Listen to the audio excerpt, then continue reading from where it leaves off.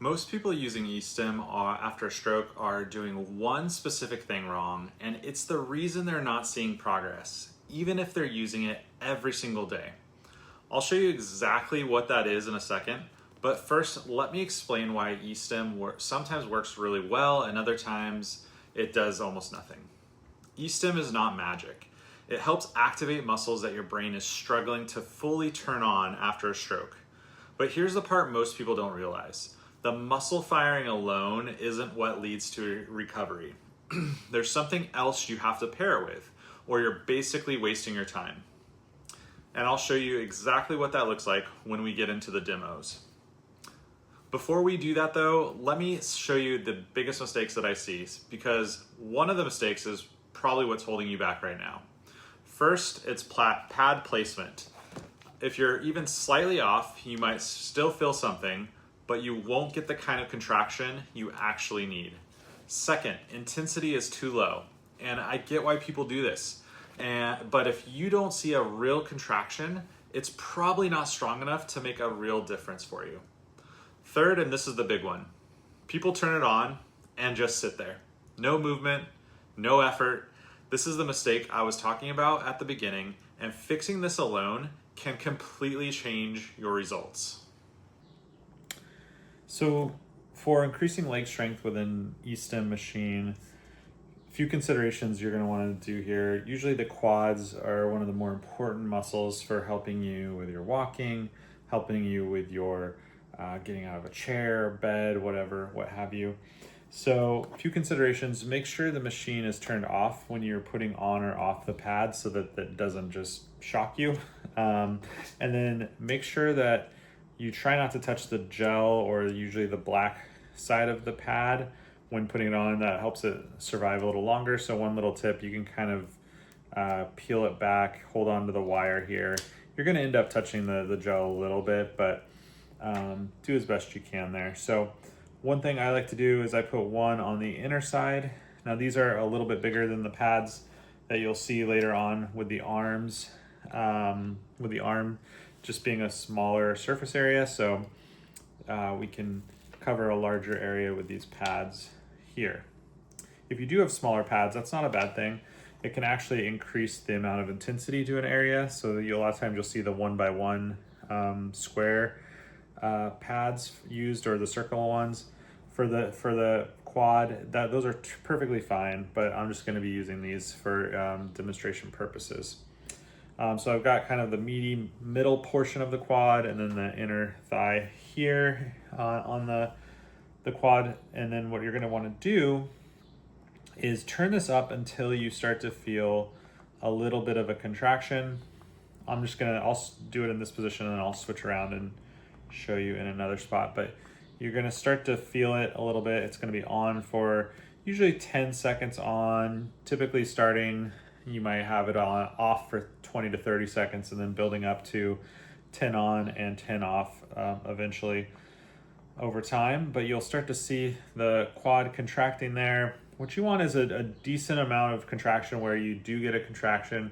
You are able to see those muscles moving there. And then when it's going, the biggest mistake that I see people make is that they don't actively try to move with it on. So what you're going to want to do is several different exercises you could do, but you could do things like kicking your leg up, things like that of that nature.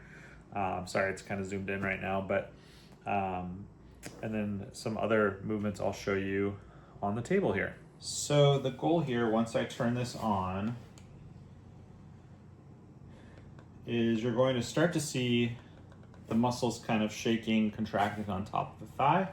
What we want to see is that the knee is trying to extend down like that with some force. So you can see it start to shake there.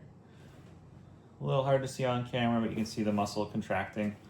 And then when it's on, and it's shaking pretty good here, you want to try to actively move it as well. So I have it set on a rest cycle of about 10 seconds, and then it's going to be on for about 10 to 12 seconds.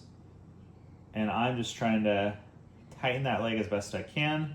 You can always do things like adding a foam roller or a pillow underneath the knee so that when it's on, you can try to lift the leg up off of the pad there. But that is for your quad. That's very important for improving your walking stability.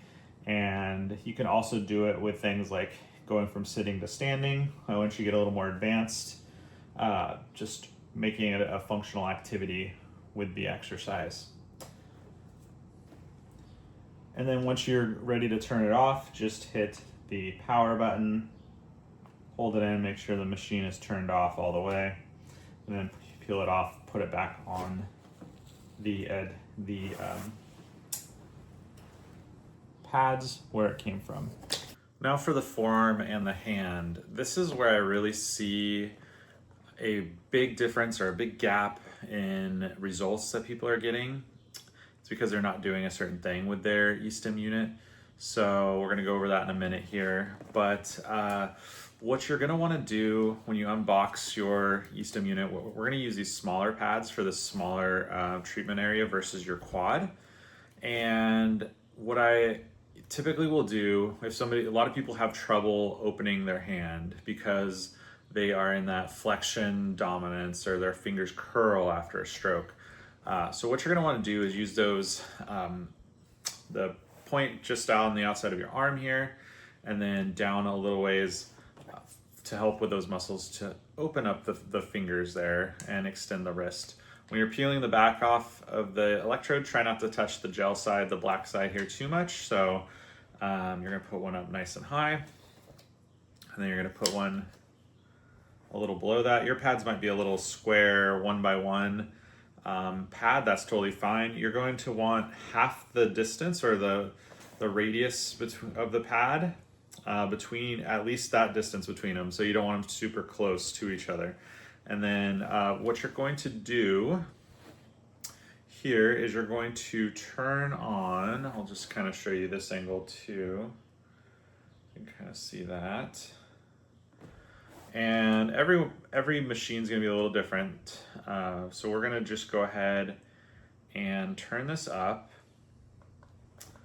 It's gonna be on a little bit of a cycle here, and what you wanna do is you wanna make sure that when it's on, that you're actively trying to move it as well. So this first time, I'm just gonna find an amount I can start to feel the tingle, and then I wanna be able to see some movement in the hand. So I'm gonna bring it up a little bit more. You can see the starting to go. We're in a rest cycle right now for about 10 seconds, and then I'm gonna bring it back up here. So the hand is starting to go. It feels really weird if you have good sensation and everything. But I'll give you this angle here so you can kind of see that.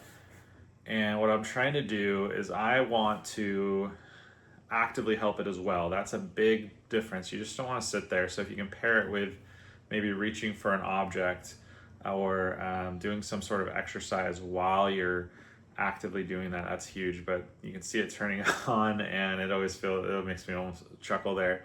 But so that's what we want to see with the hand. We want to see that nice spreading of the fingers. We want to see the wrist extending to help your hand get into a more functional plane there. So that is for the hand.